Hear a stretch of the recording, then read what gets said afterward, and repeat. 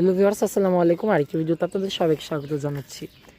আশা করি এই গাছটা চিনে গেছেন। এটা হচ্ছে বিনি সুতার মালা, আমার একটা গাছ। আমি এর আগেও বিভিন্ন ভিডিওতে এই গাছের একটা মাদার প্লান্ট আপনাদেরকে দেখিয়েছি। সেটা থেকে ডাল নিয়ে কিন্তু আমি এই কাটিং থেকে চারাটা তৈরি করেছি। আর এতে কিন্তু বেশ ভালোই ব্লুমিং হচ্ছে। গাছটার একটু বয়স আছে, তবে গাছের গ্রোথটা তেমন হয়নি, যেহেতু আমি এগুলোকে খুব বেশি দিন হয়নি যে আমি এই টবে পট করেছি। এর আগে ছোট্ট একটা ওয়ান টাইম গ্লাসের মধ্যে বালির মধ্যে চারাটা ছিল বেশ অনেকটা দিন, মাস দুয়েকের মতন। তারপরে কিন্তু আমি তাতে লাগিয়েছি, কারণ লাগানোর খুব একটা ইচ্ছা আমার ছিল না। আমার একটা গাছ আগে থেকে থাকায় আমি চারাটা করেছিলাম, যেই কারণে সে নেয়নি চারাটা, সেই বিধায় কিন্তু আমার গাছটা পড়ে রয়েছিল। পরে কিছুদিন আগে আপনাদেরকে আমি ভিডিওতে দেখিয়েছি যে আমি কিছু গাছ বিক্রি করেছি তারুণ্য মেলায়।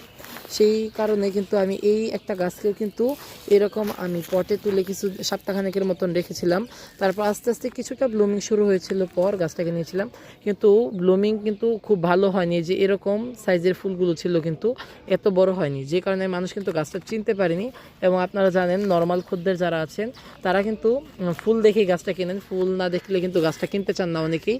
কেবল যারা ভালো এবং অভিজ্ঞ বাগানি আছেন তারাই কিন্তু ফুল না দেখে গাছের কোয়ালিটি দেখে কিন্তু গাছটা কিনে। তো সেই হিসাবে কিন্তু আমার এই গাছটা বিক্রি হয়নি, যেটা ফেরত এসছে। আর এই গাছটা বর্তমান অবস্থা দেখুন, এটা কিন্তু নিজের ফুল মেলছে, ডালপালাও খুব শীঘ্রই মেলবে আশা করি। সাইড থেকে বেশ কয়েকটা ডালপালাও বের হয়েছে। আপনাদেরকে আপডেট দেওয়ার ছিল, তাই আপডেট দিচ্ছি। এই গাছটা কিন্তু আমার বাগানের শোভাবর্ধনে এখন অংশ নিচ্ছে। গাছের প্রতি একটা মায়াও জন্মে গেছে। এই হচ্ছে আমার গাছটা। ধন্যবাদ সবাইকে। আসসালামু আলাইকুম।